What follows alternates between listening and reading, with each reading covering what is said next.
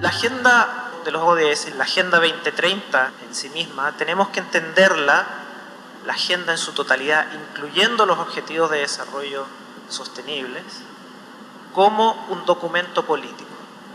Y eso es muy importante. A diferencia de los ODM, que en sí fueron un documento técnico preparado por las agencias, los ODS y la Agenda 2030 en su totalidad es un documento político negociado por los gobiernos. Todo, los objetivos y las metas es el resultado de varios años de negociación.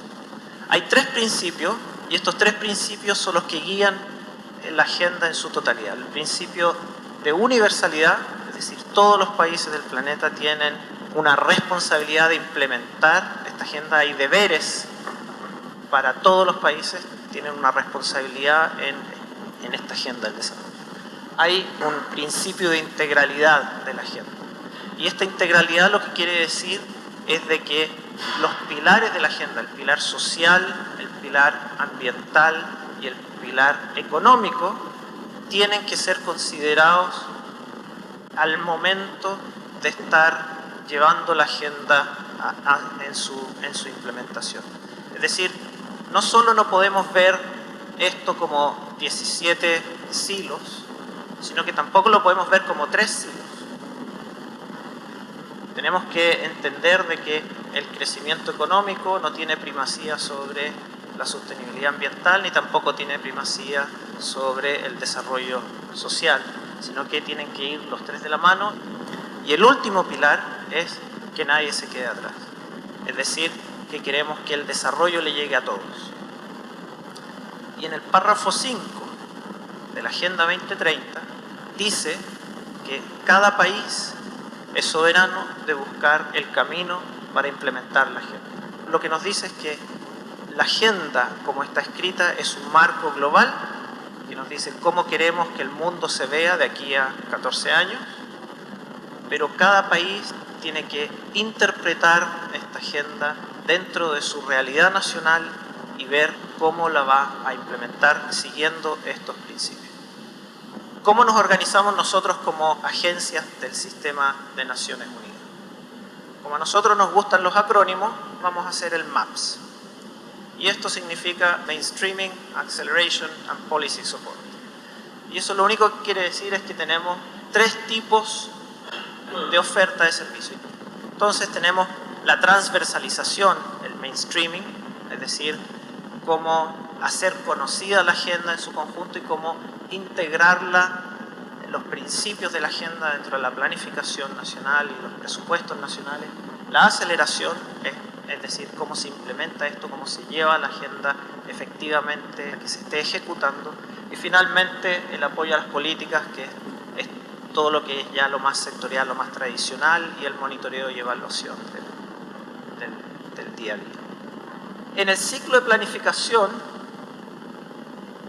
que tiene un país, podemos empezar a ver de que hay varios puntos de entrada que van desde el momento en que comienza a hacerse un plan nacional o un plan sectorial hasta el momento en que se está desarrollando los presupuestos, pasando por los momentos de evaluación. Y en cada uno de esos momentos hay puntos de entrada para poder hacer una transversalización de la agenda. Y esos puntos de entrada son diferentes. Es decir, el tipo de herramientas, el tipo de análisis, de aplicación que se va a hacer distinto. Y el que les voy a presentar hoy día es un tipo de análisis que sirve para este punto. Cuando estamos entrando al análisis de que ya existe una planificación y queremos establecer un diálogo con los ODS y entender cómo estamos con los ODS. ¿Qué es lo que es la evaluación rápida? El Rapid Integrated Assessment. Es una herramienta de mapeo que establece el diálogo que yo les mencionaba. Esto presupone que ya existen los instrumentos de planificación nacional. Existen ya sea una visión de país o un documento de medio término, además de los documentos de planificación sectoriales correspondientes. Y lo que hace es compara con los ODS correspondientes y establece si estos están ya sea totalmente alineados, parcialmente alineados o no están alineados para nada con los ODS. Les voy a dar un ejemplo cómo se hizo este ejercicio en República Dominicana. Esto es uno de los resultados que se obtiene. Es un mapeo que, por ejemplo, en el ODS de hambre está completamente sectorializado. Es decir, la responsabilidad de implementar el ODS de hambre está dada solamente a un ministerio. Lo mismo ocurre con el ODS de salud. Cuando vemos el perfil de los ODS, ¿qué es lo que se refleja aquí? En términos de prioridad nacional, hay claramente una estructura que está privilegiando el crecimiento y la entrega de servicios en desrigor de la protección ambiental. Entonces, ese es el reflejo de los documentos de planificación nacional de República Dominicana. Esto no es un juicio de valor sobre la planificación del país.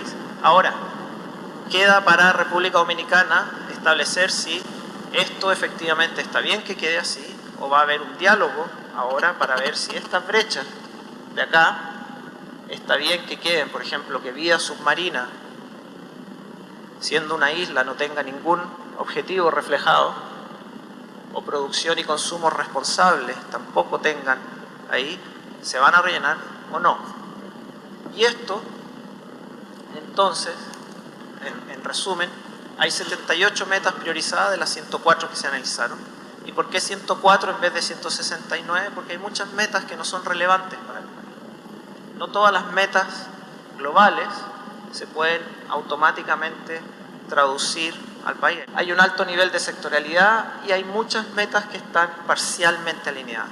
Es decir, el texto que reflejan, si bien tocan ya sea en parte lo que está pidiendo el objetivo del ODS, lo tocan o en parte o no tienen la ambición requerida. Es decir, por ejemplo, si se habla de erradicar la pobreza, el texto en el documento planificación habla de reducir la pobreza.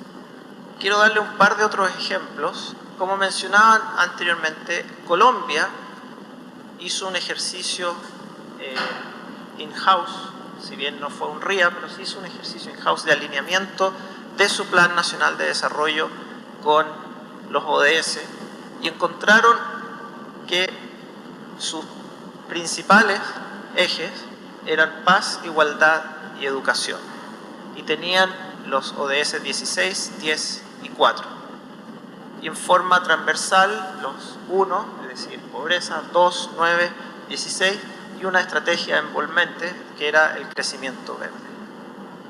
Ahora, lo importante aquí es que esto no se quedó aquí, sino que utilizando el principio de que nadie se queda atrás, esto lo bajaron a las realidades territoriales, en las cuales cada una de las regiones, y siguiendo las características de cada región, se tradujo en prioridades de desarrollo para cada una de ellas. El caso de El Salvador, como mencionaba aquí anteriormente, tenemos que en El Salvador hubo 3 ODS que fueron los principales, pero el ODS 16 tuvo la prioridad principal. ¿Y qué es lo que quiere decir esto? Que las principales intervenciones van a ser a buscar hoy en día mover este ODS.